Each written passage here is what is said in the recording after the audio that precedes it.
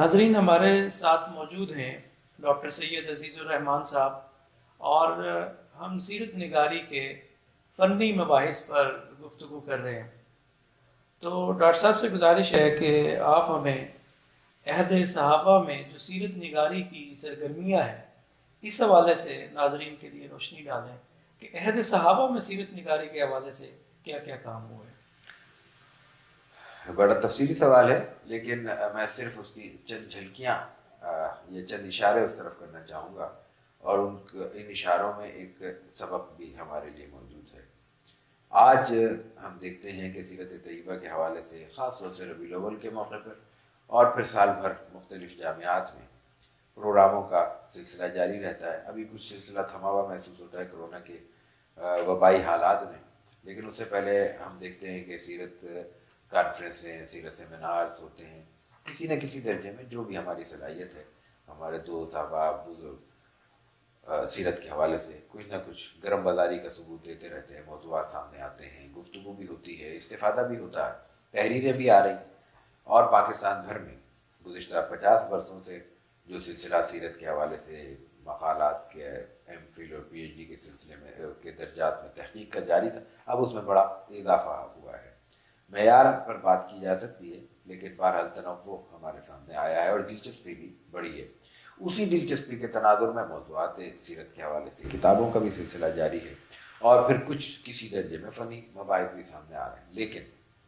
ہم دیکھتے ہیں کہ عہد صحابہ، عہد تابعین اور طبع تابعین کے بعد ایک طویل مدت تک خاص طور پر سیرت اور مجالس سیرت کا عنوان ہمارے سامنے نہیں رہا تھا، یا ہم سے اوجھل ہو گیا تھا۔ حالانکہ اہم بات یہ ہے کہ عہد صحابہ میں جناب رسول اللہ صلی اللہ علیہ وسلم کی دنیا سے رخصت ہونے کے فوری بعد سیرت کی مجالس کا سلسلہ شروع ہو جاتا ہے۔ دو نام ہم نے ابھی ذکر کیے، دونوں خاندان نبوت سے تعلق رکھتے تھے، لیکن ان کے ساتھ ایک تیسرا نام بڑا اہم ہے، وہ ہے حضرت عبداللہ ابن عباس رضی اللہ تعالیٰ عنہما۔ رسول اکرم صلی اللہ علیہ وسلم کے چچا بھائی بھی ہیں، آپ کے بھانجے بھی ہیں کہ حضرت میمونہ ام المومنین حضرت میمونہ رضی اللہ تعالیٰ عنہا کے وہ بھانجے ہیں۔ اس نسبت سے آپ کے گھر کے فرد ہیں۔ انہوں نے باقاعدہ سیرت طیبہ کے بیان کا اور مجالس سیرت سجانے کا اہتمام کیا۔ ان کے بارے میں جو ان کے حالات نگار ہیں، جو ان کی سوانح لکھنے والے، بیان کرنے والے روات ہیں، وہ بیان کرتے ہیں کہ ہفتے میں وہ 6 دن الگ الگ موضوعات پر گفتگو کیا کرتے تھے۔ عبداللہ ابن عباس صحابہ میں عمر کے لحاظ سے صغار صحابہ میں آتے ہیں، چھوٹے ہیں،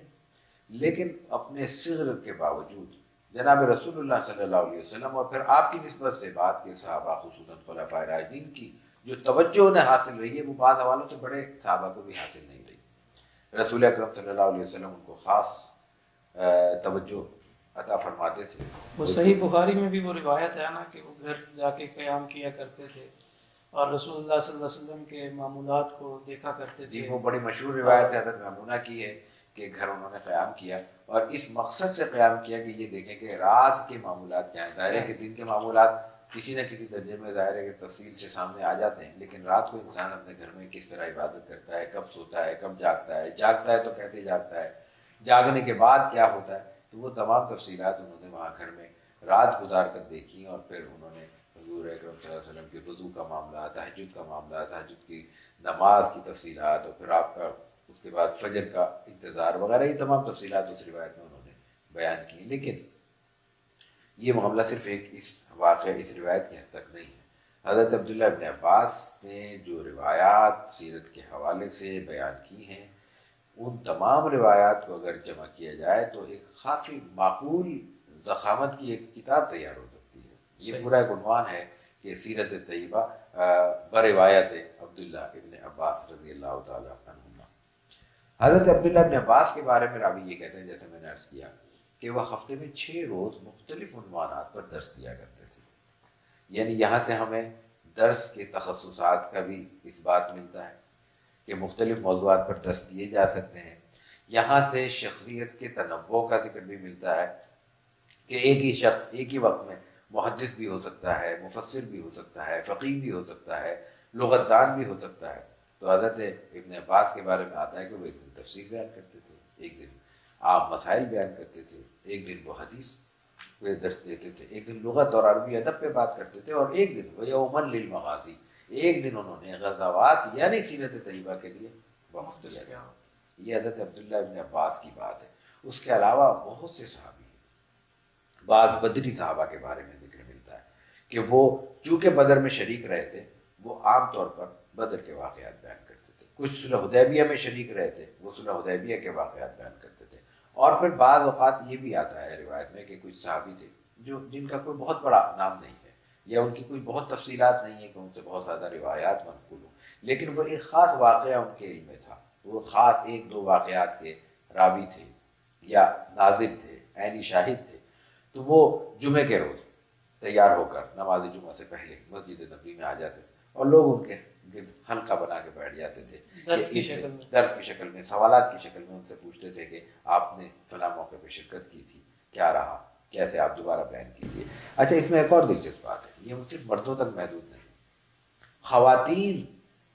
کے پاس جو معلومات سیرت کی، خاص سیرت کی تھی، خاص غزوات کی تھی، وہ الگ سے بیان کرتی تھی، اور ان سے پھر مرد حضرات بھی استفادہ کرتے تھے، یعنی ان کی گفتگو میں سنتے تھے، سماعت کرتے تھے۔ پھر اس میں ایک تیسری چیز بڑی اہم آتی ہے، بعض روات کے بارے میں، یعنی بعض صحابہ کے اخلاق کے بارے میں یہ ملتا ہے کہ ان کے پوتے، ان کے اور آگے کے نسل کے لوگ یا ان کے بیٹے وہ بیان کرتے تھے کہ ہمارے دادا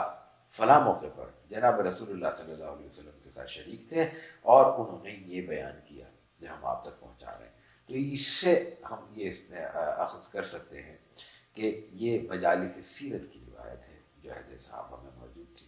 اور یہ بھی ہم کہہ سکتے ہیں کہ یہ روایت صرف عہد صحابہ میں نہیں تھی، عہد صحابہ کے بعد عہد تابعین اور تبع تابعین میں بھی تھی، اور اس کے بعد کسی موقع پر یہ روایت کمزور پڑتی چلی گئی، مسلمانوں کی علمی دلچسپیاں دوسرے اشتغال میں، دوسرے موضوعات کی طرف منتقل ہوئیں، تو یہ موضوع کمزور پڑتا چلا گیا اس نوعیت کے حوالے سے، یعنی مجالس کا، عوامی دروس کا سلسلہ کمزور پڑا، جو جہاں تک سیرت کے موضوعات پر لکھنے، پڑھنے، سوالات اٹھانے اور غور و فکر کرنے کا سلسلہ ہے وہ بہت تفصیل سے جاری تھا۔ یہ ایک بہت دلچسپ موضوع ہے کہ ہم ابتدائی 3، 3.5، 4 صدی کی تاریخ مرتب کریں،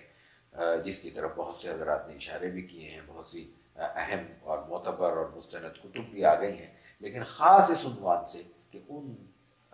ادوار میں یا اس دورانیے کے معلومات کا مصادر کیا ہو سکتے ہیں۔ یعنی ایک ہے سیرت کی کتب، وہ تو ظاہر ہے کہ جو چھپی بھی ہیں